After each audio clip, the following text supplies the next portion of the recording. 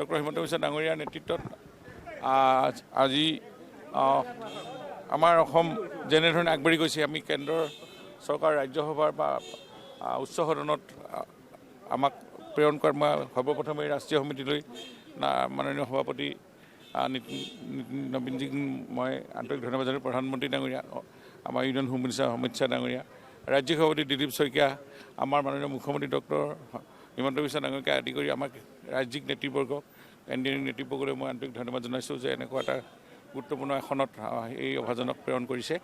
আৰু লগে লগে যোৱা 10টা বছৰত মই বিধায়ক হিচাপে বা মন্ত্ৰী হিচাপে যিখিনি কৰিলোঁ সমষ্টিবাসীৰ কাৰণে বা অসমৰ কাৰণে, সেইখিনি ক'ৰবাত কিবা যদি থাকি গৈছিল সেইখিনিও মই ক্ষমা বিচাৰিছোঁ। আৰু মই সদায় অসমৰ হৈ কাম কৰিম, ৰাইজৰ হৈ কাম কৰিম। আৰু আজি এই শুভ মুহূৰ্তত মই আপোনালোকৰ আটাইকে অসমবাসীক মই শুভেচ্ছা জনাইছোঁ। আপোনালোকে আশীৰ্বাদ কৰিব আৰু আমি যাতে ৰাজ্যখনৰ সমস্যাসমূহ আমি ৰাষ্ট্ৰীয় নেতৃবৰ্গৰ ওচৰত বা কেন্দ্ৰীয় চৰকাৰৰ উত্থাপন কৰি অসমখন আগবঢ়াই নিব পাৰোঁ, তাৰ বহু সপোনো আছে। গতিকে এইখিনি ক্ষেত্ৰত বাস্তৱত ৰূপায়িত কৰিবলৈ হ'লে আমাৰ সকলো শ্ৰেণীৰ ৰাইজৰ সমষ্টিবাসীৰ লগত এটা মোৰ যি নিবিড় সম্পৰ্ক আছিল যোৱা 10টা বছৰে বা আগৰ পৰাই, মই আজি 79ৰ পৰাই সমষ্টিবাসীৰ লগত শিৱসাগৰবাসী, চৰাইবাসীৰ লগত এটা সম্পৰ্ক আছিল।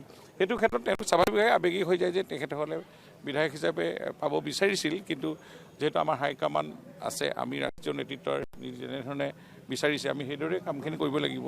গতিকে আমি এতিয়া অসমৰ ৰাইজৰ লগতে থাকিম, অসমৰ হৈ কাম কৰিম, সমষ্টিবাসী ৰাইজৰ লগত থাকিম এইটো। আৰু আমি সকলোখিনি কাম সমাধান কৰিম চিন্তা কৰিম। মই ৰাইজক কৈছোঁ এইখিনি কথাত, সমষ্টিবাসীও কৈছোঁ যে মই আপোনাৰ লগতে থাকিম। এইটো ক্ষেত্ৰত কোনো দুখ কৰিবলগীয়া কথা এতিয়া অহা নাই। ৰাইজক এইখিনি বুজাব লাগিব আৰু ৰাইজে নিশ্চয় বুজিব। আৰু কাৰণ এতিয়া অসম এতিয়া পৰিৱৰ্তনৰ সময়, উন্নয়নৰ সময়, এতিয়া কাম কৰিব লাগে।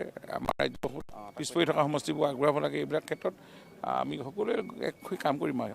ৰাইজে কিন্তু বিচৰা নাছিলে, আপত্তি কৰি আছিলে, আপোনাক কৈছিলে, হয়, গৈ আছে, হয়। ৰাইজৰ আৱেগক মই সন্মান জনাইছোঁ বা তেখেতসকলে বিচৰাটো স্বাভাৱিক। কাৰণ এটা সমষ্টিত এটা নিবিড়ভাৱে সম্পৰ্ক গঢ়ি তুলিলে ৰাইজে ঘপককৈ আঁতৰাই দিবলৈ অসন্তোষ কৰে, এইটো স্বাভাৱিক কথা। গতিকে এইটো